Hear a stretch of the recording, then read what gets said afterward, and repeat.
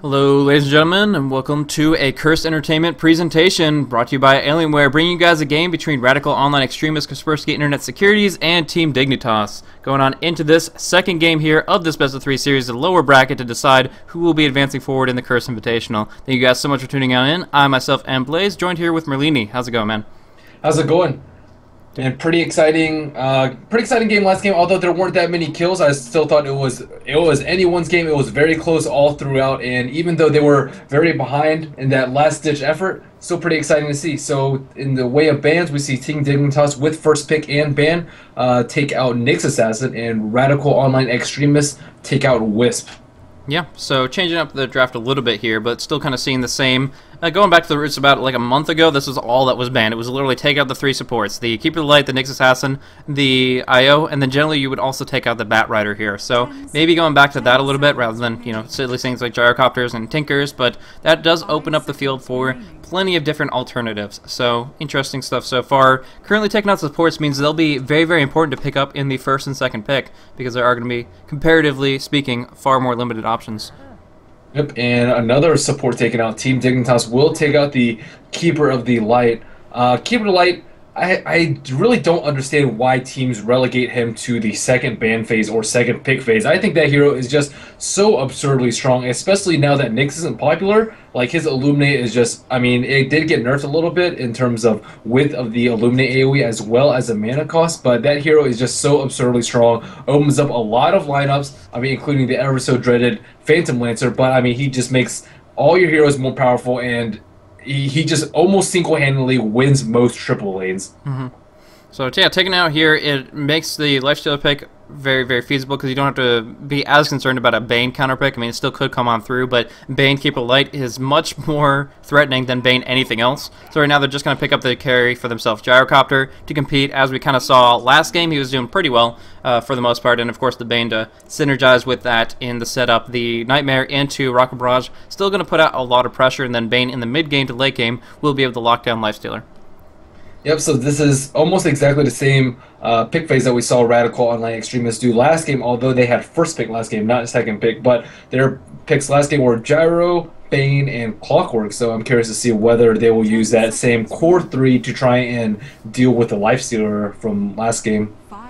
We have seen Team Dignitas actually experiment themselves with the Clockwork occasionally. Actually, Fog was running on the offlane for just a little bit. Universe has also picked it up once or twice, but it doesn't seem like one that's really stuck too much. They have picked it up, they still will in certain circumstances, but pressed to pick it up just so that RoX doesn't have it. They're going to say, if we want it in our lineup, yeah, absolutely. But if it's just to avoid it, no, they're going to draft for their own lineup, and rather than worrying about what RoX could pick, because honestly, there's so many different options, even if we do see kind of a bit of a repeat from last time around. Yeah, the thing about Clockwork, he doesn't actually add too much to teamfights. Sure, he has an Initiate, but after that, cogs are annoying, but it doesn't actually do too much damage. Rocket Flare does minimal damage, Hookshot minimal damage, cogs minimal damage, as well as Battery Assault. So I think that they like the more heavy damage dealers like Lone Druid or like Darkseer. Those heroes can really dish out the damage during team fights, even if you are a little bit underleveled. And no surprise with this Lone Druid picker from Team Dignitas. We played a very nice Lone Druid last game, and combined with the Magnus, I think this lineup is just very, very powerful coming out straight out of the gate from Team Dignitas. Yeah, a lot of different combos. Of course, the Empower on the Spirit Bear is going to be really good. Lifestealer too, but of course he can't Rage without it dispelling. Either way, still putting out some good output, and now it puts the pressure on RoX. Last banding phase from the previous game, we did see both Darkseer and Magnus taken out, so maybe Darkseer wants to be some they're looking at. I'm thinking it's either Darkseer or Clockwork, and it's just about how they can disrupt the Magnus's initiation as much as possible, and the Vacuum certainly can accomplish that, so we're going to see that here. Yeah, Darkseer I think is very, very good. They need some sort of counter initiate. They can't really rely on Bane. If he tries to grip, he's just going to get zerged down by all the other heroes. And Darkseer is a very good like disruptor of team fights. If you try and blink RP, you can just back him away so he can't skewer back and just put a wall behind him. So if his team wants to follow the Magnus in and follow up to the RP, you will just separate him with wall, and that wall replica is really, really strong. Not so strong against Lone Druid and Lifestealer, just because Lifestealer's a lot of his damage comes from his passive abilities and his active, and Lone Druid mostly from his bear. You can't replicate the bear, but it's still very strong spot overall in team fights. So this is going to change the pace of things. Obviously, the timing of Darkseer getting his levels. Magnus is, of course, going to be prioritized on the mid. This makes Team Dignitas' lanes rather predictable. The only way they can change it up is flip-flopping defensive or aggressive tri-lane, and that's based on what supports they're up against and if they really want to pressure the Gyrocopter that hard, because Gyrocopter is a great carry, but he's not like a Phantom Lancer. You don't feel compelled that hard to shut him down unless you feel that you're actually going to get a lot of kills. So up against a Bane and a Gyrocopter, it's difficult unless they actually intentionally pick a bit of a weak support for the laning phase. So either way, right now Magnus is definitely in the mid. The Lone Druid is going to be going solo, probably on the off lane, and then from there, the Lifestealer with 2 supports will be running on that safe lane. So that's obviously what RoX is going to ban on out, starting with that Rubik, which was just a thorn in their side when it came down to those Fiend's grips on the Gyrocopter. Going to take that out, as well as a Jakiro, which was, again, still very, very difficult for them to deal with, and is great in synergy with the Magnus, as far as Macropyre on top of that reverse polarity, whereas, of course, RoX are banning out the mids. Yep, and Queen of Pain, Storm Spirit, I guess there's Puck as well as Skywrath, although we have not seen RoX.KIS use Skywrath in any recent game. And RoX.KIS just banning the supports out to synergize well with Dignitas' Lifestealer, most likely in triple lane, although we have seen a couple of Lone Druid triple lanes, most likely with the Lifestealer. And yeah, very single target focused ban from RoX.KIS. We may see a Tinker pick. We have seen BZZ play Tinker earlier today, and that physical damage from the March of Machines is very good at dealing with Lifestealer, as well as sort of interrupting any sort of Magnus initiate. You don't really want your team to fight in a double or triple Mars. That is just almost a certain death. And the laser's pretty good versus Lifestealer After's Rage, as well as the Bear, to sort of mitigate that physical damage output. I kind of expect them to take it, but what other options are there for solo mids that they like? I can't really think of too many. Skywrath, again, not really taken out. A lot of them banned out by Team Dignitas. Any ideas? It's hard to say. I mean, there are always going to be options. They could go for something like Strength. They went for the Night Stalker in previous matchups and stuff like that, and that could be potential. Just go for something beefy on the front line. Brewmaster is really frustrating to deal with for Magnus or Lone Druid. Just tossing them up in the air with the Cyclone or Drunken Hazing them so they can't right-click. That can be very, very difficult to deal with, but honestly, there's just so many different options that it's hard to call immediately. I'm curious to see what Dignitas is going to answer with as far as their supports as well. They do pick up the Lina here, and I was thinking maybe they could go for something a little bit Alliance-esque with the fact they already have the Magnus in power. Go for an Ogre Magi's Stun and Bloodlust to help out the Bear even further and make their tri-lane work that way. Pretty cool. But obviously, to each their own. It's a little bit of a pocket strat that's been used to great effect for Alliance. I'm not sure if Dignitas has ever attempted it for their own lineups here. And we could see a TA pick from RoX.KIS. That is one other solo mid that kind of suits their play style. They could also rotate Darkseer into solo mid, but they would need to pick up another off lane in the way of that. Trying to think of supports for Team Dignitas too. I really like seeing a Naga Siren pick, but Naga Siren just completely fallen on the map. But her Ensnare is a very, very good way of dealing with Lifestealer, and her Song of the Siren is a very good way to deal with Magnus RP Initiate. So I'm surprised that more teams haven't explored this option that is Naga Siren. I think she's a fantastic hero in a support role or a carry role. Think that's going to be a mid Juggernaut there? It's either mid Gyro or mid Juggernaut, as far as I can tell. Yeah, I think it's gonna be a mid Juggernaut. I guess it depends on who it is. BZZ almost always goes in a safe lane, and we see Solo always go in the solo lane and mid. But I don't really think it's going to fit too well in their lineup right now. Omni Slash is not going to be too effective versus Lifestealer or versus Lone Druid. They can usually just infest or just use the Bear to tank it up. And Magnus is usually going to be in the back lines as well as most of his support. So no easy Omni Slash targets for him, and he can still get rooted and RP during spin. And the Healing Ward isn't too useful because they don't actually have a push strat. Bane and Darkseer not really in push strat, and neither is Gyrocopter. If they had like a Lycan or a Chen pickup, I would say that it's pretty useful, but I don't really like that pick here. In my opinion, there is something in the back of my mind that tells me that they actually might have been a little bit afraid of Dignitas picking it up and running a supportive Juggernaut, something we see actually not commonly, but we do see it in the Southeastern Asian scene. And the combo, Open Wounds will set up the Light Strike Ray. From there, you have the spin damage, and the Healing Ward not only great on the Spirit Bear, but also on Lifestealer, and they can kind of turn into a super push lineup. More often, you would see it with a Leshrac instead of a Lina, but still, there is that variety. Either way, Solo is going to be picking up on the mid, and how do you fare him versus the Magnus? I mean, I think both heroes should get decent amounts of farm. Juggernaut does have a huge disadvantage when it comes to base damage. I think Juggernaut's is like less than 50, and Magnus is around 60. But I mean, he can just constantly spin Craze Bottle Crow and still get decent amounts of farm and levels, which is most important for Juggernaut in the early game. He's not really susceptible to a lot of the harass that range heroes can put out. A lot of the range solo heroes are banned. I myself would have preferred a TA here, but regardless, we will see them round the rest of their lineup up with a Nature's Prophet. Going to be interesting how they position that there. Yol is picking it up, kind of has been running it supportively, so I believe it's going to be a jungle Prophet. Bane, Gyrocopter are going to be the only ones on the lane consistently, and then of course solo mid, Jugger, off lane, and Dread on that Darkseer. So that's going to be changing it up a little bit here, and what it's going to do is spread them thin a little bit on lanes. They're going to be weaker in that sense, but they're going to come out much stronger as far as experience goes. They're going to get a lot more benefits on Nature's Prophet, and to this point, since they're being greedy, they might as well get him a Hand of Midas on top of that. So they're being a little bit greedy with their lanes, but they're confident that none of them will get too shut down. Like you said, Magnus versus Juggernaut's a bit of a wash, neither one coming out too far on top, and that means as long as Darkseer can live up against the slow/stun combo of Visage, Lifestealer, and Lina, then they will be able to kind of hold the line and really make use of this Nature's Prophet.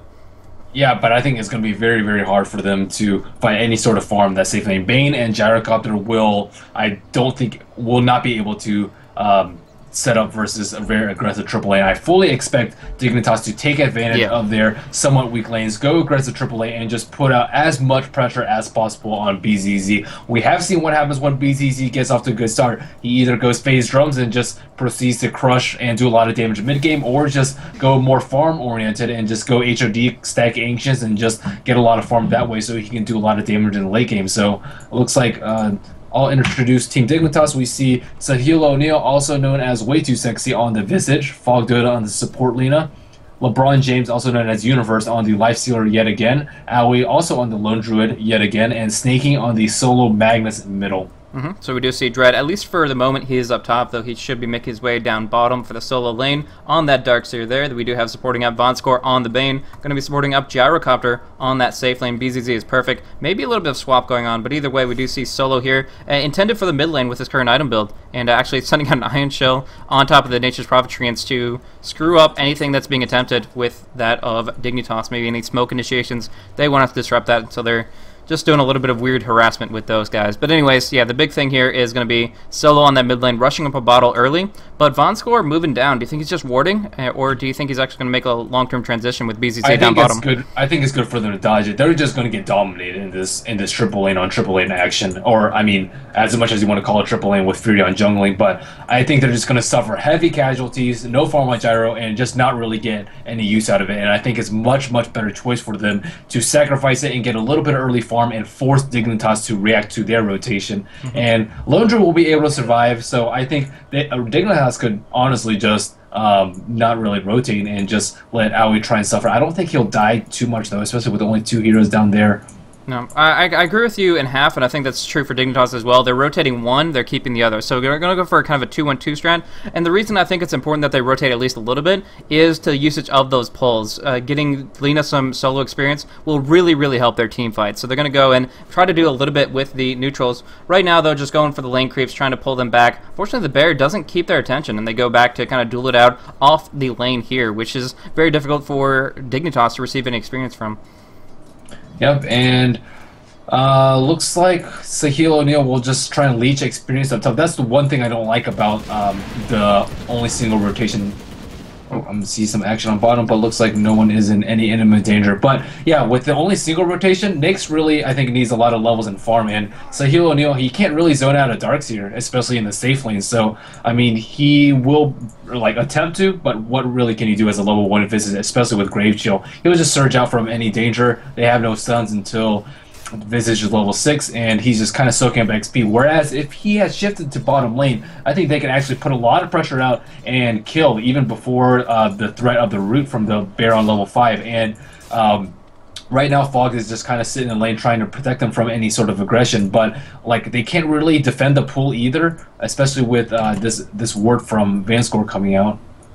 Yeah, so now it's in a position where it is going to be blocked off here and going for a pull instead of a stack. It looks like Fog, well, I thought he was going to go for a double pull, but right now timing it weird so that he takes a couple of creep auto attacks and misses the pull. So complete missed timing, Fog wasting his time, and that is just very, very unfortunate indeed. He was going to go for a pull in towards the pull camp and then do it a second time over towards the top ones here, but instead just tries to go for the stack, and whether he thinks he mistimed it or it's warded, it's hard to say. But either way, he definitely knows that he's not going to get the stack here. Either way, Ground Courier on the mid lane, Yol was trying to snipe it up as the Nature's Prophet, and Captain Bamboo just hiding in the trees, trying to stay alive for at least a few more minutes until he does get the flying upgrade. Yep, and I think if this game continues to go, at least in this early game, I think that RoX.KIS definitely has that advantage here. They're still getting farm in the off lane, which is very, very good for them. And Darkseer's still finding levels. Look at him just stacking over here. He's actually looking very good in terms of farm. Level 4 already. Wow. Yeah, and he has HP regen to back it up. Like, Iron Shell early ranks doesn't cost that much, and if he wants to go for like a bottle or something, he'll be perfectly fine to make that work for him. That's kind of the build we've seen from him on like his Lycanthrope and other different unorthodox heroes, so I'm sure that he'll probably be opting for that, and then he'll have no mana issues. We see an attempt for a Skewer on mid lane snaking, going to push Solo on into the tower, but a perfectly timed Blade Fury negates that entirely. And Visage will TP on bottom, so it will be some 3-on-2 action, and now Bane and BCZ have to be very, very careful they don't fall to this Grave Chill, Soul Assumption, Light Strike Array combo. Yeah, it's a good rotation. I'm kind of surprised it took them this long to get it going, because Lifestealer versus Darkseer, it's okay 1v1, but like you said, you're not going to be able to zone him out in a 2v1 situation. So, yeah, I definitely think this rotation should have happened. It's just they were very hesitant about it. They walked the Lina down, and then they took a while to actually get the Visage to TP himself. So, I don't know. It just kind of feels like they've drawn even on one and then losing the other two. As you can see on the CS, there's a little bit of advantage on the Juggernaut for the moment, and obviously he's going to be able to make more of an impact earlier if you can get some quick Omni-slash pickoffs. Yep, and he has 580 gold. He could have boots coming out, but looks like Snaking will be the first one to get boots in that lane. We see Visage camping the bottom rune. Let's see what the 4-minute rune is. It is an Invis, so we may see a little bit of action from there, but they do have the reward, so RoX.KIS should be fully aware that there is an invisible Visage running around, although he's not very scared. He's just level 2. But maybe if Juggernaut uses his spin to get a creep wave, I think he could be a very good first blood potential with a RP screw back in the tower with Grave Chill and Soul Assumption, but he will head down bottom instead. Yeah, trying to put pressure onto BZZ. This is the one lane that's open all by itself. The Entangle should be up on the bear pretty soon. No, actually, he's full level away, so not going to be able to get that level 5. But still, just kind of going back and forth. We do see actually taking a lot of damage. It's going to be Lifesteal on Dread. Has the open wounds, but knows that he can just kind of tank it right now underneath the tower in this position. And Iron Shell doing work on him, forcing him back to pop off the salve. So a difficult position for both the top lane and the mid lane, as both of them are just drawing blood really, really quickly. Just getting a lot of damage in and them trying to restore while they're staying on top of the lane.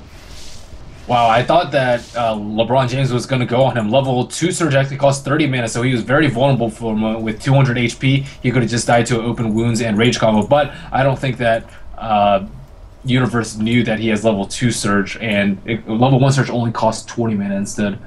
Yeah, very, very precise as far as those timings, though, and if he was checking it and thought he had the Surge, that would have been the most obvious reason for him not to actually go on that position. Yep, so they're looking for a kill in middle. They do have RP up and 2 supports smoked up behind, but Solo just playing very, very defensively, at least until he gets his Bottle Crow and will be able to spin out of danger, hopefully. But we see already very early use of creep pulling, and BZZ with his level 2 flat cannon will be able to get some pretty good damage on his triple creep stack already. Yeah, and he's going to quadruple stack in just a moment. Pearl did at the right time, they'll all fall back, and from there he should be able to stack it up, or the Bane will, and that sets him up in a great spot. So, assuming they did it correct, actually it looks like they messed it up. Solo. Solo is going to be attempted to be picked off here. He has already used his Blade Fury. He has nothing. He's Grave Chilled up. He drops a Healing Ward. That's immediately dropped on down. Can Fog get the connection? No. Actually, try to skewer him forward to get the slow, and instead Fog won't be able to actually connect with his stun. So the boots doing work. Solo in a rough spot, but is able to navigate around and stay safe. First blood still on the table. Yep, very nice awareness by him to move down instead of up. He did spot the supports. It was just daylight at that time, though, so they had a very small window to go on the Juggernaut when he was vulnerable outside of the tower and with spin down. But unable to capitalize on it. So still 6 minutes in, no first blood drawn on the side of either team. Lifestealer looks like he has a phase boost and a quelling blade, most likely for this Furion. And Furion looks like he's pretty close to his Midas, but nothing as of yet.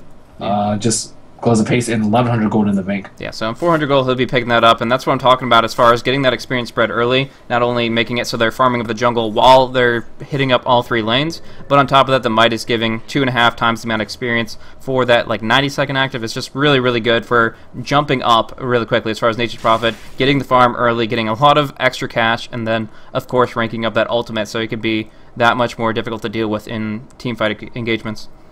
Yep, so no wards on the side of either team either. So both teams like playing pretty much blind right now. Very dangerous time. Snaking will put out some pressure on, or Snaking will take some damage in the way of Solo's Blade Fury, but RP still down for another 30 seconds. He does have his arcade boots and a TP scroll in his stash, so he might make a rotation as soon as his RP is off cooldown.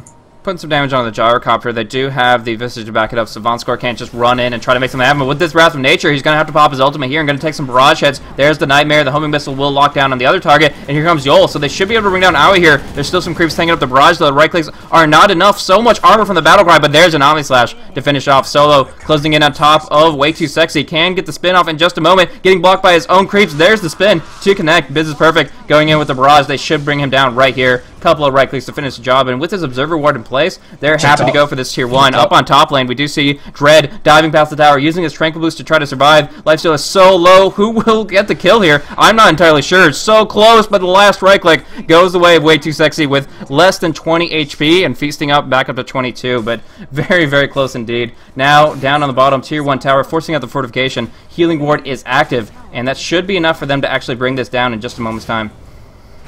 Yeah, and the supports are still very unlow. We see Snaking come in, though he has a DD as well as RP available.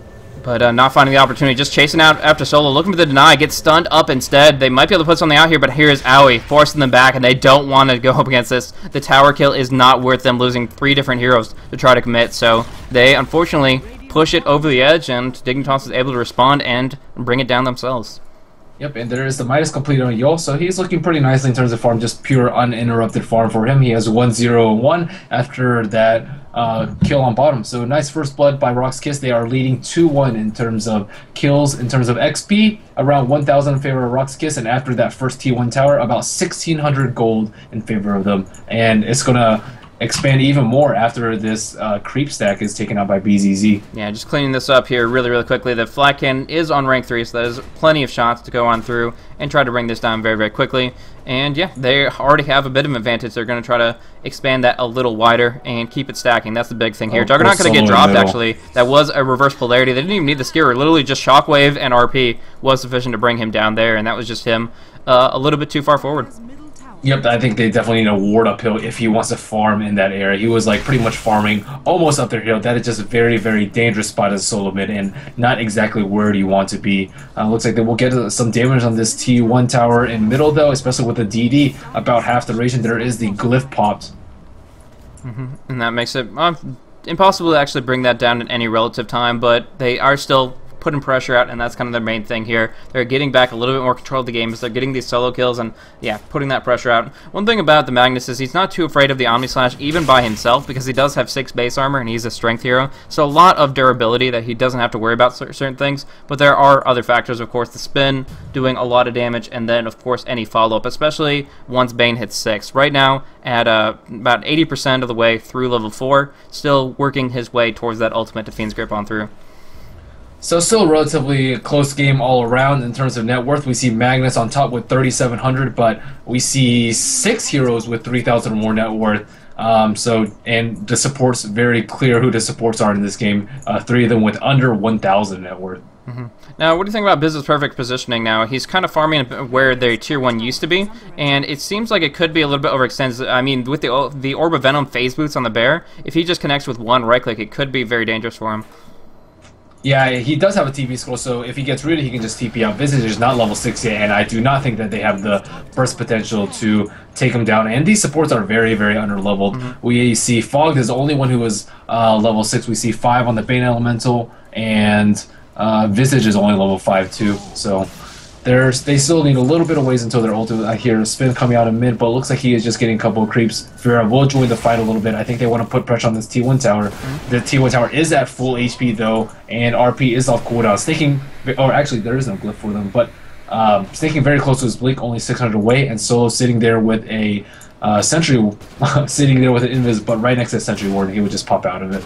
Yeah, so they're kind of going for the 5-man Dota now. They took down the tier 1. Next tried to deny, but barely got out with a rage TP. Fogged. And actually now initiating in. Darkseer going on top of Fog. He's so vulnerable right here. Gets the stun off, but now he's 1 versus 5, and that's no play for Alien at all. At least he drops his payload. Gets the ultimate off on Vonscore. Trying to go for the next bomb. Instead gets sleeped on up. Needing the skewer, needing a perfect initiation, but instead just getting bursted down by Solo. He does take a fall to the Wrath of Nature. Bear dropping down quickly. They will be able to get the bounty on that? No. They're actually going to be able to heal that up. Owie just popping off his ulti. Might go for a resummon. Probably needs to, but no, it looks like they've fallen back from here. The buyback did come on through from the Magnus to get back on into this, and they definitely can't fight up against that. Very nice sleep by Vanscore there. There was a Nace with there was a Magnus with a payload inside of him, but I thought they were going to get a very devastating scooter RP off, but unable to do so, and that will delay Snaking's Blink Dagger by quite a bit. Yeah, that next bomb could have been very, very devastating. They could have maybe gotten a 3-man RP with the perfect skewer, but the timing of that Nightmare couldn't have been more perfect, and there's just nothing else that can be done. Yep, and it looks like RoX.KIS will take a little bit on the slow road now that their ultimates are on cooldown. 80 seconds till Omni Slash, and no Fiend's Grip yet on Bane by Elemental, but he's very, very close. 565 out of 600 XP, so we will see that out very soon. About 500 gold away from the mechanism on Darkseer. He's just kind of getting all that stuff brought out to him, and he's going to be in a good position to move on forward with, of course, a huge, huge heal, a great utility when you're dealing with all these nukes, the Soul Assumption with like the Laguna Blade. You need to keep people up very, very quickly, or you're going to be fighting in, I would say, 4 versus 5 for most of the engagements. So timing couldn't be more important, but along with that, we see the timing coming out for this Roche engagement. The Familiar scouting it on out. They do have full vision of this. The healing ward will keep them up, but I don't think they feel confident when it's been revealed. The reverse polarity is just too strong to take in this position. Vonscore holding the line up on the high ground, but they are swooping on in. They're going to try to stop this. 3,300 HP remaining now. There is Universe on the front line. Has the drums, has the movement. They're going to go on in now. Shockwave just coming out onto BZZ is perfect. They're going to get a Sprout on in. There's one Stone Form looking for the second one, but Nightmare has been forced out on the Spirit Bear, which means now the King can go on in. There's the grip. There is going to be a Fiend's Grip going out onto Lifesteal. He was a little bit too far ahead, but this could be bait. No, he actually is taking too much damage here, and he's going to get dropped very, very quickly. Infest inside the Bear. He's still alive, just barely, but Snaking not finding his opportunity. Now goes for the skewer, but doesn't find an RP, and instead there is going to be an Omni Slash to bring down the Lina. So this was really them being super patient to try to find an opening, and they actually never got an opportunity. He could drop the RP under the tier 1, but not going to actually be able to net anything. He literally just drops. So very, very painful for him not being able to cut out of the trees through a very good TP from Yul, but it was really them just being so darn patient, and when it's all said and done, they didn't have the time for it.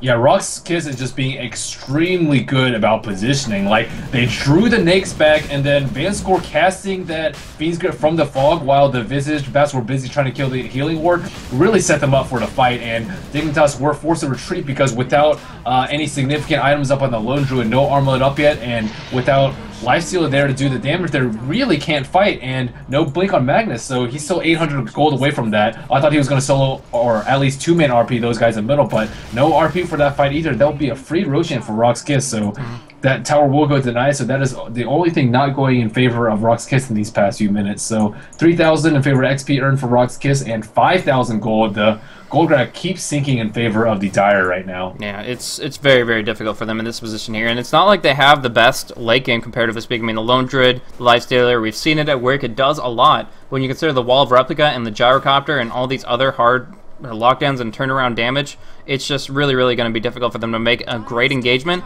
unless Snaking is completely on point. And as you mentioned, he's still a little bit away from that initiation tool, and that's going to be very, very difficult for him to actually find the fight he wants.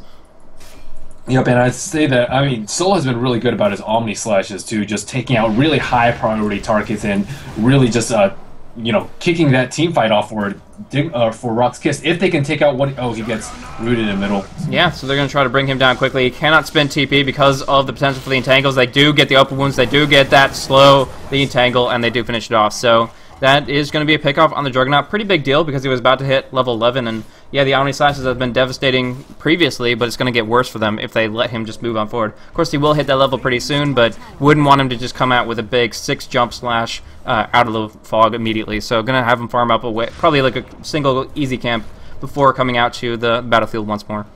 I'm surprised he didn't just spin TP. Root just used on him, and that's what he spun out of. But they didn't really have anything to interrupt the spin TP, especially with snaking not there. Yeah. But regardless, that will be his second death of the game, and you'll constantly stacking Ancients for the Gyrocopter. So it looks like it will be semi-quad stack, 2 big dragons and 2 big golems. Yeah. I think Vonskor was kind of saying, I'm coming, I'm almost there kind of a thing, and so he was like, okay, I can just spin to him, get close enough to the Bane, and then he would have the disables to make sure it would work. But yeah, you're right, during the bear, as soon as that entangle lock, the best thing to do in that frame is going to be hitting the Blade Fury, hitting the TP. The question is reflexes, timing, and the amount of responsiveness, because that's under high amount of pressure when you have 3 people on you and you're trying to survive. Of course, you could also debate that it was his fault for being in that position, but unfortunately that's just giving away 1 kill that Dignitas are happy to take. Right now, they only had 2 kills prior to that, so adding in a third, that's a 50% increase. That's very substantial for moving on up. Yep, and it looks like RoX.KIS looking to push this tower, and let's check. Magnus Blink says he does have 2100 gold. It is in his stats right now, so this will be very, very crucial for this team fight. Looks like Dignitas does not have their glyph up, but that chicken is making its way over to snaking. Hurry up, Captain Bamboo. He's trying. He's trying. He doesn't have a haste active, though, so he's just like, he's not going to be able to make it in time, I don't think. I don't know. The tier 2 is dropping very, very quickly. The Stormform just trying to dissuade them. There is a Nyx bomb right here. Can go for the Infest right at the same time as this Magnus RP, but Tower is fallen, going in to get a kill in turn. There's going to be huge damage coming out. Aegis is forced, but Snaking getting hit up by the ultimate. The Fiend's Grip locking in place. Vonskor making sure that just can't happen, and there's no buyback. So no reverse polarity. There is going to be the Invis of the Prophet turning around onto Fog, trying to get 2 more right clicks to finish it off, and the Vacuum will set them up for that. So they go in. They're like, hey, well, you just walked us right back over to another tower to push, and they're going to take that opportunity to bring it down very, very quickly indeed. And you got 20 seconds left on Snaking. So unfortunately, that initiation, that timing didn't work out for them, and now, although they still have their cooldowns, they're going to lose the second tower. What a grip by Vanscore there. Yeah, that was just, I mean, I actually didn't catch the beginning of it, but must have been just perfect timing coming on in. He's used the skewer, he got into position, and Vonskor was up and ready to make sure that was not going to happen. And really, they don't really have too many things to stop that. It's mainly just on him to either RP it, but they have the Lina stun, but Lina has to play so far back. She's so squishy at this point, only boots of speed and +3 strength from items. And Visage Gargoyles, they have to be pretty careful too, because if you keep in the middle of a fight and try and stun high priority targets like Bane, Channeling, Fiends, they're just going to die to Flat Cannon, especially with him only being level 6 at this point, and Gyrocopter getting more and more items. 3,600 gold in this bank. He just lost the Aegis, but it was definitely worth taking out those 2 towers for it. Right now, we see only detection coming out for Fogged, so he needs to drop those sentries on Prophet if they're going to net a kill on him. And what you're saying about the Fiend's Grip is absolutely right. The Lina is the only one who can really try to bring it down. You can't rely on the root to actually make it work, so the Bane is generally going to get the... Oh, there's Snaking on bottom lane. Was watching it. There's the Skewer going. A lot of damage going out, but the call down in turn, they're going to go for the Flat Cannon in just a moment to burn down at least this Visage. Now trying to finish off one other individual. They do pick off the Juggernaut. Good move there, but BZZ doing a lot of damage. Oh, big damage with that Flat Cannon with the Barrage. Turning around to get 2 kills for himself. Yul dueling out with the Lina. Actually gets dropped down by Universe in the end. But just a little bit of that exchange there. They pick out the support. They lose the Prophet, but he goes down with a triple kill and is happy for it. Yep, very important for BZZ to live there. Escaping with about 350 HP, and he did buy his BKB in case he died. So it looks like a 3-for-3 exchange, and that tower will survive on the side of Team Dignitas. So Team Dignitas does not have a single tower down right now, and this is just going to be a continued problem for them. All their supports are very, very poor. Gold difference about 10,500 for RoX.KIS. Yeah. I mean, they do have some good things to look into. They have 2 armlets up, one in Lifestealer, one in the Spirit Bear. They're in a pretty good position in that regard as far as just being able to dish out a lot of damage and take a lot in turn, especially from the Gyro. But it really comes down to how the fights turn out. The gold advantage is now so far ahead in RoX.KIS. They're going to have an amazing fight for them. And starting off with Lone Druid getting picked off down on bottom is not a good start. Amazing Entangle Brock right after the Blade Fury connects. So he actually might get out of here. despite against all odds. Dread going to go for that surge, though. They actually vacuum, making sure he's not going to juke in the trees. Instead, connected to the Sprout. Will they get a disable on him to finish it off? He actually, yeah, he stops it one way or another. Do you know actually what prevented that? Yeah, Omni Slash has a mini slash. Okay, I didn't see him cast the slash, but yeah, cool. Yep, it looks like he's going either Heaven's Helper or Stage Yasha. So an unusual item pickup from Juggernaut, but should be pretty good versus LeBron James if he decides to go Heaven's Helper. Or the Bear.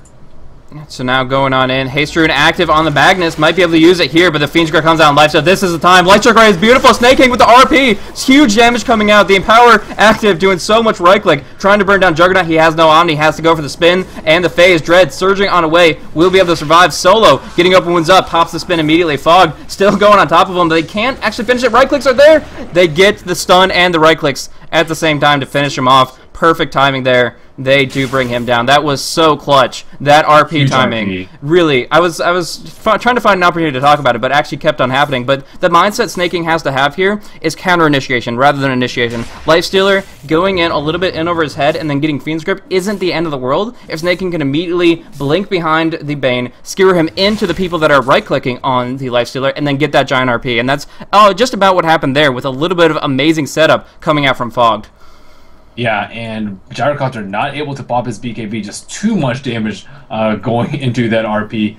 So very nice retaliation by Dignitas, and they're actually almost on top of the XP graph right now, although the gold difference is 6,500 right now, but that is pretty much just from the 5 towers that have been taken down, as well as the Roshan, who will respawn in around 2 minutes time. Yeah, so experience getting negated means that they're kind of back in the game. They have a lot more levels to work with, and that's very, very a big deal for most of these heroes here. Lita getting her Laguna Blade rank 2 in just a little bit, and yeah, of course, Magnus is looking for his level 16 as well. Spin coming out in solo. This could be a bad spot for him. The Stoneforms will come on in. They won't connect with the stun, though, and now he's going to be able to run on out with the TV coming in from the Darkseer. Yeah, and looks like we have 4 of the 5 heroes top. BZZ is farming the Ancient Sector without a TP, so if they choose to fight right now, it will be 45 at best, even if Yol TP's in. So looks like they will smoke.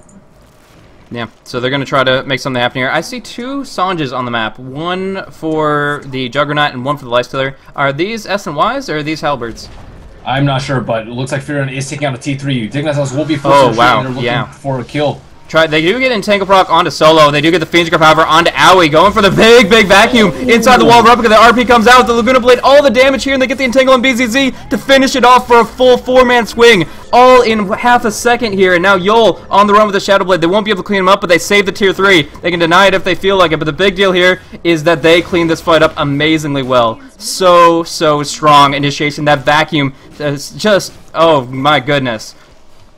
Wow, that root was actually really set them up for the fight. So because he got rooted, his whole team had to try and find any sort of other way to initiate. Usually you just want to initiate with Omni Slash or pick off any weak support heroes, because their game plan was, okay, we're going to try and pick off whatever heroes we can because I know they're going to go back to retreat. But Dignitas, they didn't separate up. They actually decided to fight, and I mean, they did lose their T3, but that was just a huge RP. So Juggernaut got rooted, and the Bane's like, okay, well, I gotta do something. So he starts channeling his Fiend's Grip, and everyone starts to focus down on the same target, gets clumped, and gets destroyed by that RP. Huge RP by taking there 2 in a row. Yeah. When the Darkseer Vacuum came on through and grouped up all the Dignitas heroes together, they were like, okay, well, we have to attack them immediately. They have such short-range heroes, the Juggernaut and the Darkseer, as well as the Gyrocopter, who doesn't have the best of range. And when they got close enough, when they're like, okay, we have to go on this target right quick because they're trying to turn around on us, that was Snake King's opening. It turned against them. RoX.KIS clumping up themselves as a result of clumping the opponents. And although the wall was really good, it didn't matter when the King drops the hammer.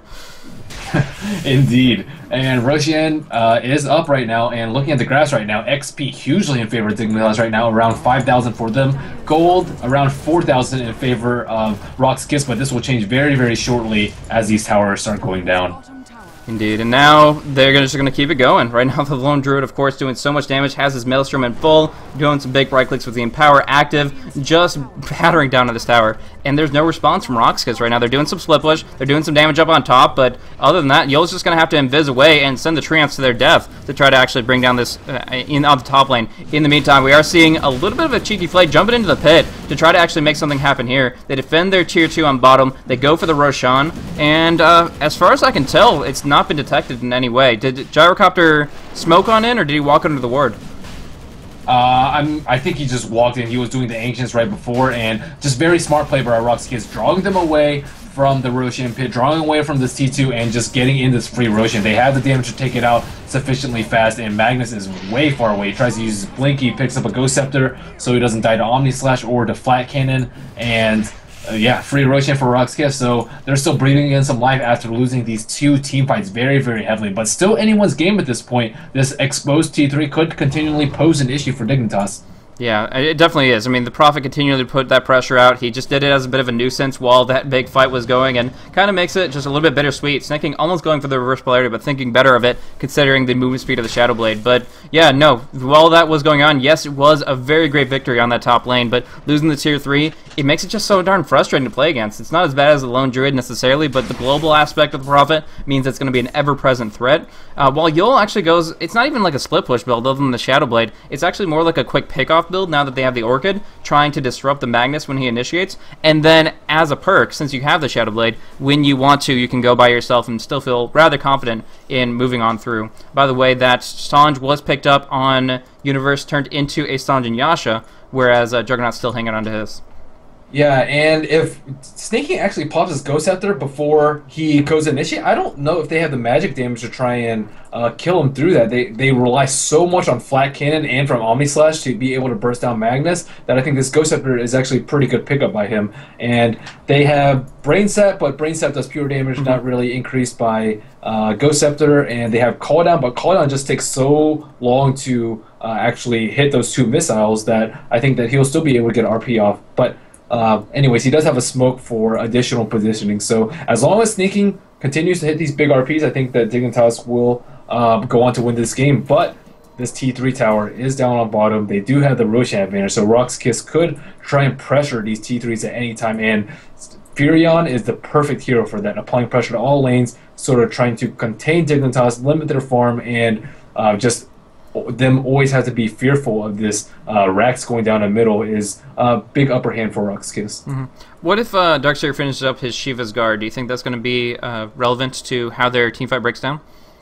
I think it's pretty good, but I mean, if he gets RP'd, pretty much, if they get 4-man RP'd, no item is going to save him from that. So I think they just have to be really, really careful about their positioning. I mean, they could try and some like sneaky backstab moves with smoking up into the hill and looking for the Magnus if Yul has his sheep, but I think him picking a sheep instead of a orchid would have been a much better choice, just because he can still Ghost Scepter during the orchid, and most likely he will be able to survive. It is very good for the Nakes, but the big problem for them right now is RP, so they really need to find Snaking out right now. He has 2111 gold, so even if they find him right now, he will have buyback money, and I think that him having buyback and not getting caught out, or him having buyback and not getting cut out, is just very, very important for them in winning this game, just because RP is the single factor that is saving them from these team fights.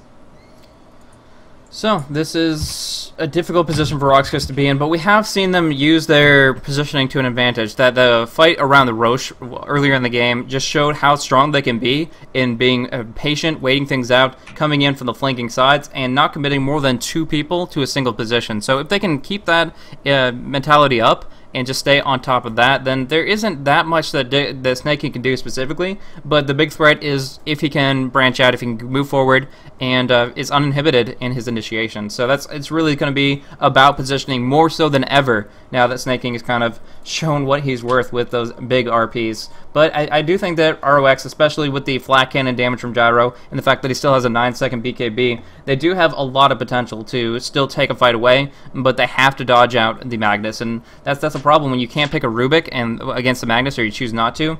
Either way, it puts you in a position where now every single team fight is as scary, far more scary for you than it is for your opponent, and that makes it more difficult to engage appropriately.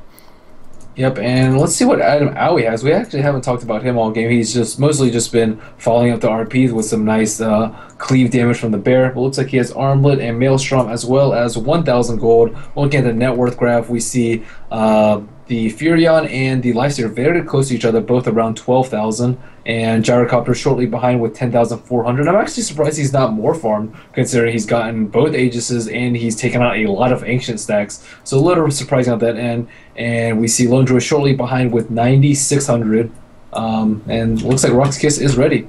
Yeah, so going on through for this next one here. Magnus resumes, and we are back underway, farming up in the jungle. Dread is moving in for that Shivas, only needs the recipe component there, and that will be concluded. As such, Yol, what do you think he's going to be going for next? He seems to be kind of right-click gank-oriented. What would you say would be a good pickup for him?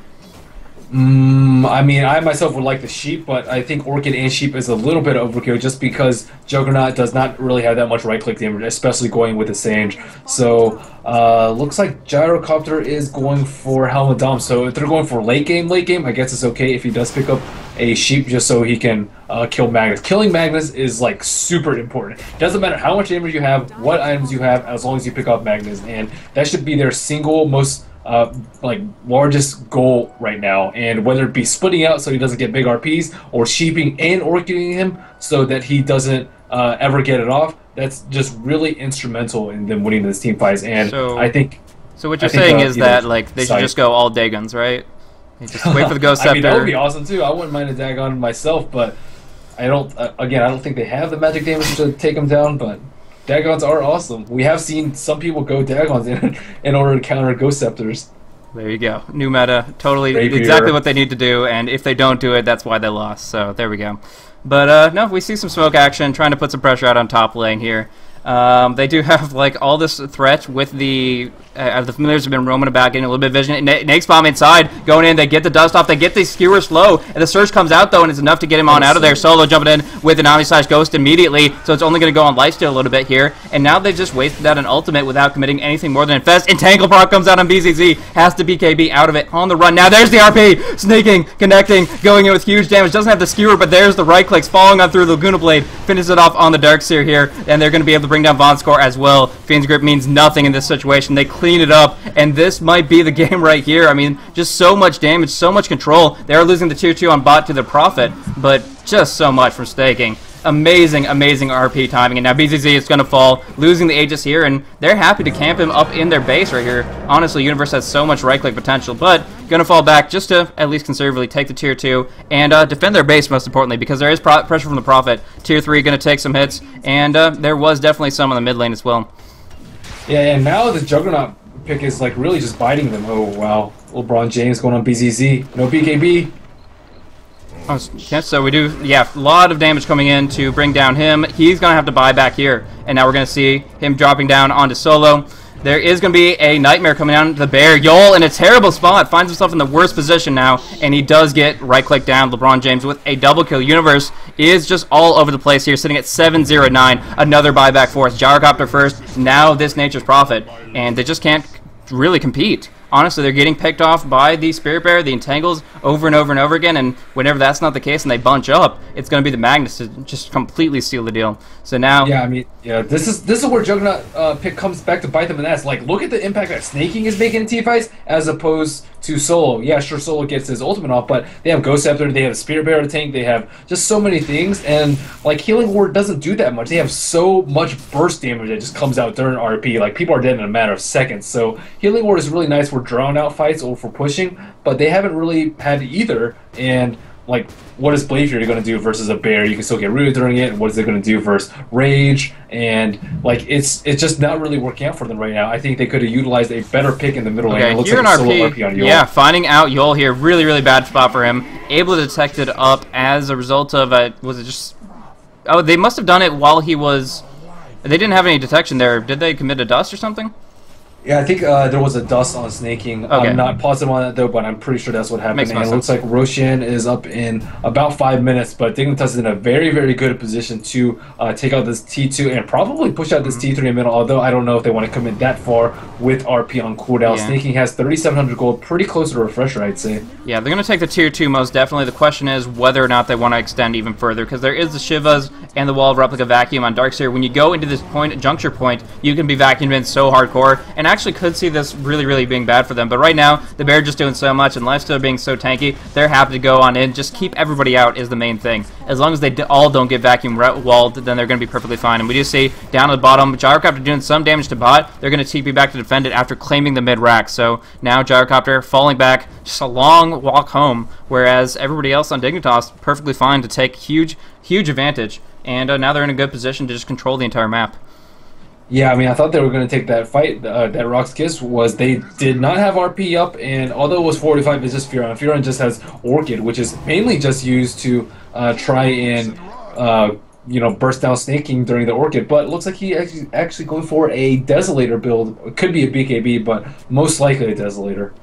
Yeah, so this is just a rough position for them to be in. BZZ has been stuck in a rut with his buyback that cost him so much. I mean, at least 900. He has now been progressing very slowly. He hasn't picked up a real item, a new item, in a very long time. Like, his BKB was the last thing, and he's already used that twice over and just died a number of times. So, sitting here in this position at 2, 3, and 9, Gyrocopter's just not finding the farm he needs, even though there's the occasional double stack from the Ancients.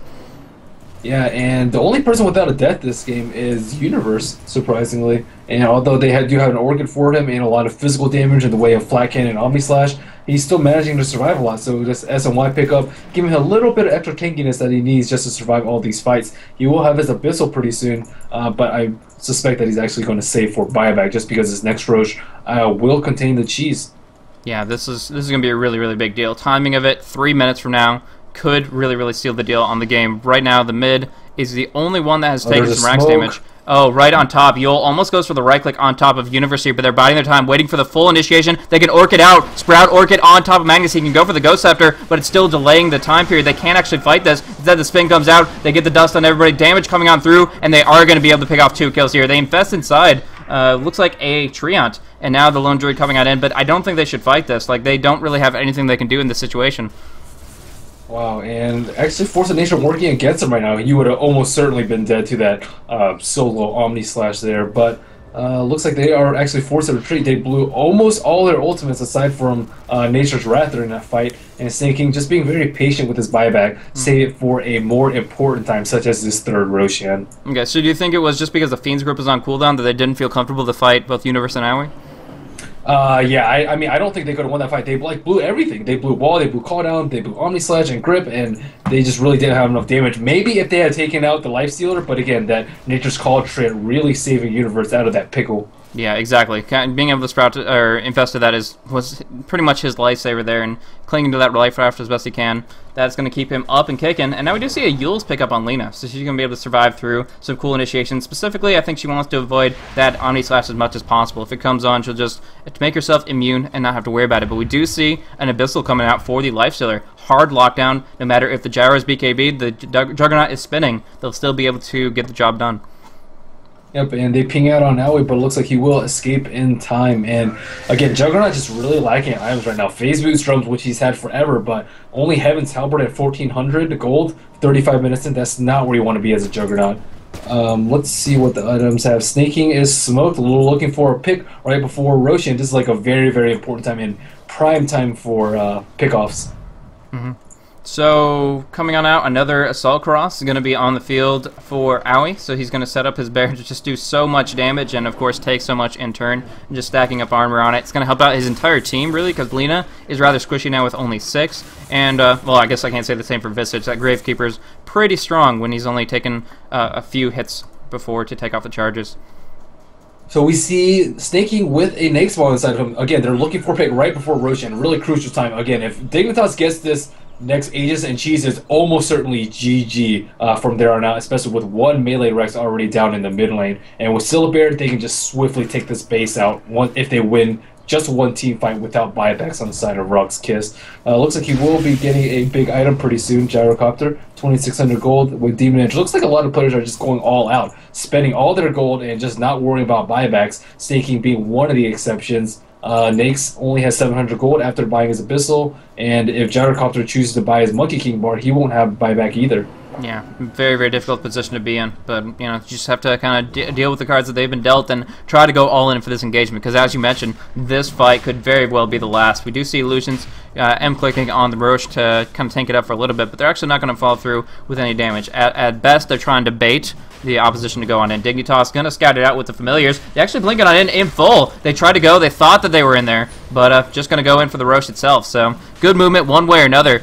Split push coming down. Yol jumping in to go and try to bring down the bottom racks, but if they lose Aegis and Cheese, it doesn't matter. There is going to be Gyrocopter dropping the call down right here. We'll be able to do some damage, but it's not going to be sufficient. Instead, Laguna Blade dropping down to 700 HP. The Roche falls, and it's going to be picked up by the Radiant. The Lifesteal gets the Aegis. The Cheese goes to Snaking, and now it looks so bleak for RoX.KIS. Of course, the tower can be fortified TP2 and kind of nullifies all the split push that was intended, but it's just going to be a Lone Druid that comes on back, deals with the creep wave really quickly with Maelstrom, and then from there, they're going to try to put pressure out on the other lanes.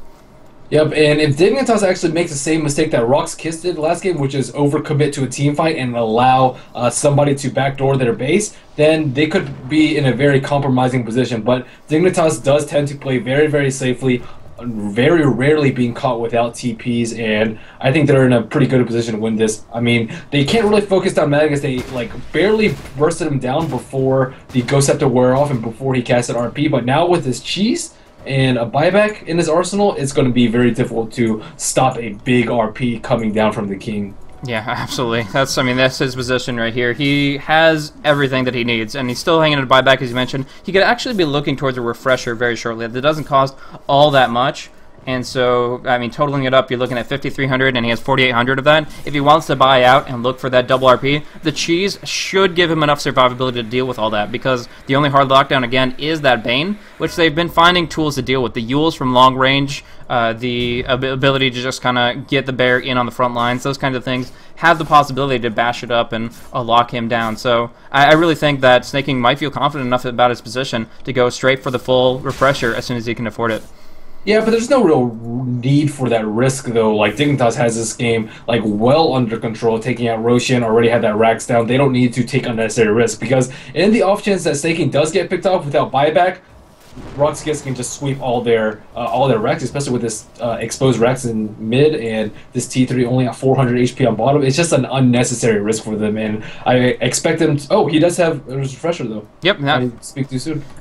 He has this Cheese, and that Cheese, that's adding up to 3,200 health if you can pop it off at the last second. So just the timing of it, yes, you have an Orchid, you have a Desolator, but again, the Ghost Scepter means that the only thing you have to worry about is that magic, and as long as you can deal with the time frame of that Orchid, as soon as that expires, they don't have anything at all. The only real risk is Vonskor getting a full Fiend's Grip, and that's something that they should just not allow based on their positioning and usage of their skills.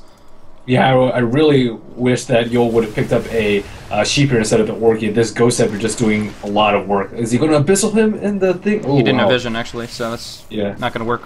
Sometimes you get that peep into the Furion Sprout.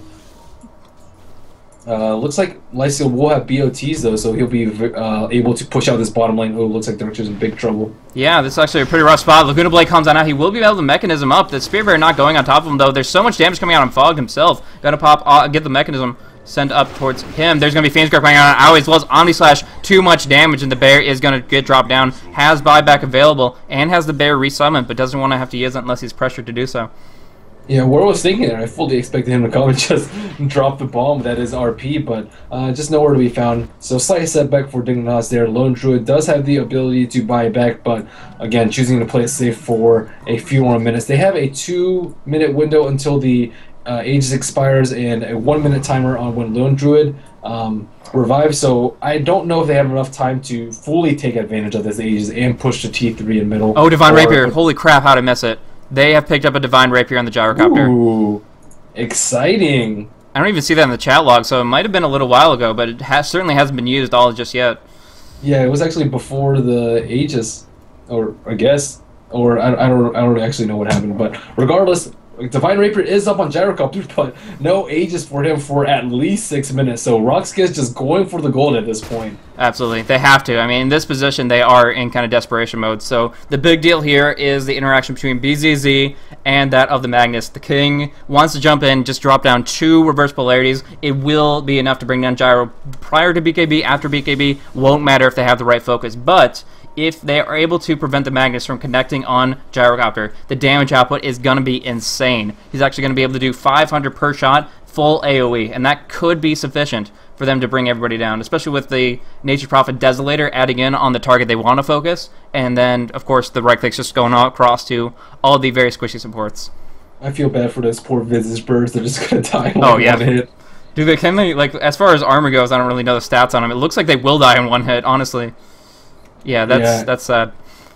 But as you said before, they don't really have a good way to lock down Snake. Sure, Fiend's Grip, but that's really all they have. And he can just cheese and Ghost Scepter through anything else. So, I mean, it is going for the gold, but it is probably too little too late. But we will see with this coming T3 push.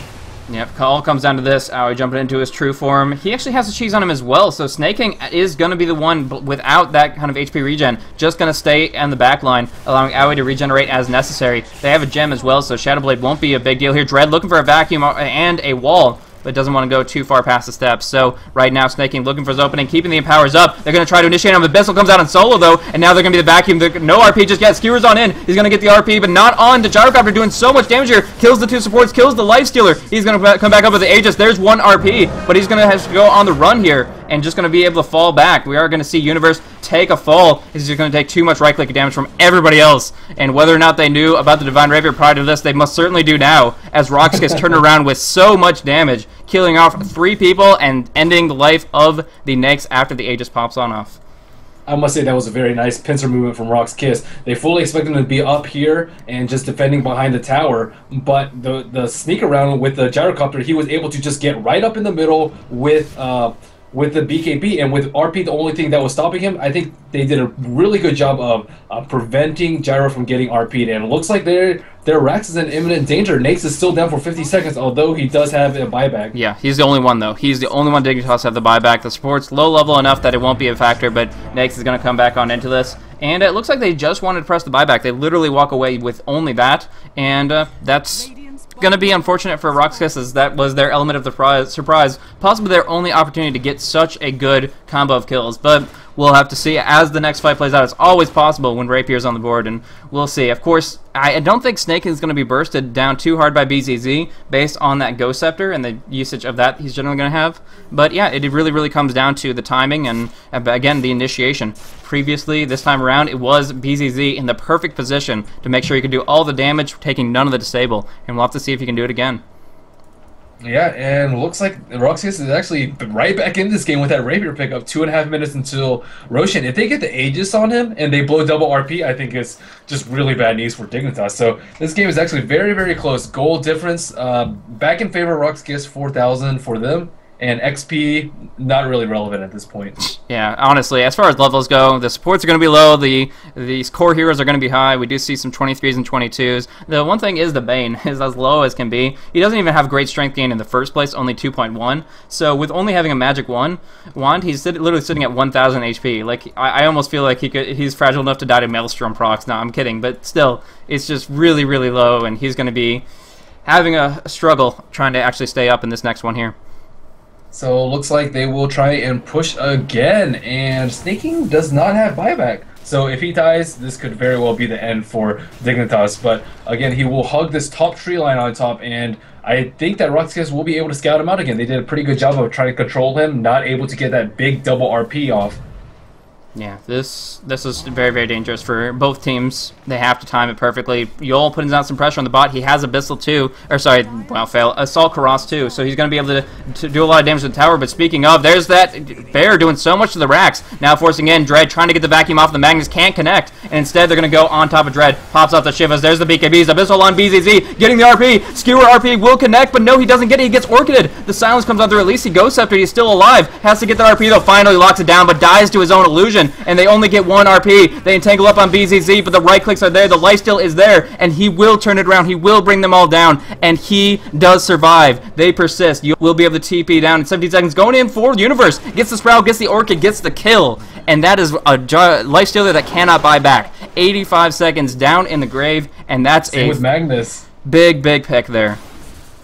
Yeah, Magnus can't buy back either, and it's still a couple minutes until, or 1 minute until Roshan. And Magnus, even though he picked up a refresher, he hasn't been able to use it. We've only seen him use RP in both of these recent team fights, and it looks like RoX.KIS will push up middle. Let's see the status on Glyph. They do not have Glyph for another 2 minutes, so this will definitely be the racks for them, and they could easily swing bottom and take another set of racks. Yeah, that's what they're looking to do, and I gotta say, that team fight, all clutch on that one Orchid coming out. I mean, the skewer was in a perfect position to come in range and get the RP off. The vacuum didn't connect on top of the Magnus, he just had to jump on into it. He skewered perfectly, got the position he wanted to, and then right before he RP'd the 2 carries, right before the reverse polarity dropped, the Orchid came on through from the Nature's Prophet and he couldn't get it. Now, he is getting hit pretty hard. Yul getting locked down a little bit by the Spear Bear, but in general, they've taken the mid-racks, they're going for the bottom, and they will take that as well. This is so close right now. They need to get a Divine Rapier is what Dignitas is looking at here. Not enough Rapier, and we do get the Entangle proc on Yul. They will be able to lock him down, but I believe he has buyback. Actually not,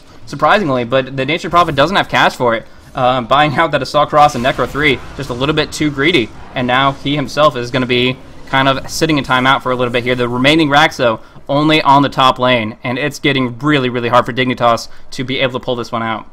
Yeah, they need Ghost Scepters on everybody. It looks like Lina is the only support without it at this point, and like Lifestealer, he is pretty tanky, but what are you going to do for some Rapier Gyrocopter? Roshan has respawned, Healing Ward is up in 7 seconds, so let's see what happens next. Again, if they pick Snaking off one time right now, I think it's going to be game over. I mean, this Nature's Prophet doing a very, very good. Oh wait, he doesn't have buyback. Oh no, he bought book 3. That's what I told you. Yeah, Necro 3 was picked up, and he can't jump into scary. it. So he's down for that full 45, and this is their timing window. Unfortunately, Satanic just came up on Gyro, even more tanky than before, has Talisman of Evasion, 2400 HP, 21 armor. This is the timing that he needs just to hold the line. If they can hold it here, they might just have the game. It's been a long fought battle. But it all comes down to this. Chem not even picked up here. Why bother? Dropping down to Sentry to grab it real quick. They do actually get a Cyclone real quick on the Bear. He's munching down on the racks as best he can. Holding the line 20 seconds. They're just trying to delay. They can't do it without the Orchid. If they don't Orchid, they can't stop the RP. So they're waiting for the Prophet. Just using the Omni Slash, using the damage. But the Vicious Familiars finish off the melee Rex. Going in for the range. They will take this, but they will fall back after. Now, Dread might try to pursue, might try to go for a vacuum back, but no, they have to let them go, knowing that they don't have any control of this position. Yeah, to be honest, for them 1 to 2 racks, it doesn't actually matter that much. I mean, Rapier with Gyrocopter with Rapier, he can just absolutely own it. But it looks like they are looking for a pickoff. Yol actually going in for a split push to try to bring down the racks. They're going to try to TV back, but the vacuum counter out Owie. He's stuck in place. They're going to go for a big light stroke, right? Big Shiva's damage. So many particles. They're going in. RP connects onto the Gyrocopter BZZ. Can they bring him down in time? Abyssal comes out too. Second RP. Locking him in. They bring down the Gyro. They drop the Divine. They get the Divine Rapier. Buybacks everywhere. The base. The racks are gone. Yol split pushing in the base. They have to go for it. All in right now this last second. Where's the Divine Rapier? Not on the Bear. It's on Universe. Going in. He's actually turning it around. He's going on to Yol. Going to be able to bring him down with a Bash proc. All he needs, Yol. Dropping the throne down to 1800 HP, but still it stands. Still it lives. Back up top, there is a Brain Sap to finish off on the Magnus. Buybacks like crazy. Damage coming on through Dread. Just trying to avoid the Owie, and now finally a buyback from Yol. Brings him back on into the fold to bring down Owie 2000 with a beautiful Sprout. Buyback once more from Visage. Now Owie down for the count. Doesn't have buyback, wouldn't matter without his Bear cooldown. Their throne down to 1700 HP. The Divine Rapier still on the Lifestealer, but that's all he has to his name, and the Roche is about to go to RoX.KIS. Wow, I think they could just take this Roshan, get the Aegis, get the cheese, smoke in, and just backdoor the racks, or backdoor the throne. It's at half HP right now. 1800 HP, no glyph for 4 minutes, and they could just suicide on it at this point, and that is probably their best chance of winning right now. Magnus, no buyback, he's still down for 40 seconds. Lone Druid, no buyback, still down for 50 seconds. Lina also, actually she has buyback too, but still they can take 3v5 and just focus all damage on the Radius Ancient, and they don't really have to worry about RP clumping. They can just go for the gold, and they have Aegis cheese, so pretty much 7 lives at this point. Yeah, this is ridiculous right now. No buybacks, but for Lina, Yol goes on in. He's going deep. He gets killed immediately, but setting up for Gyrocopter to do a lot of damage here. Call down Flat Cannon. So much damage going across the Omni Slash, trying to bring down Universe. Can he right-click at all? He needs to open wounds right-click, instead going back to the fountain. There he goes. Open wounds on Dread. Right-clicks go through, but there's the Fiend Script to lock him down, and the throne is going to fall. Good game. Wolfblade comes out, and that's it. Aegis, big RP, but it doesn't matter as the Gyrocopter finishes off the Radiant Ancient, and they take this game. What a ridiculous game. Oh my gosh, that Rapier just totally saved them. Just insane. I don't even know, man.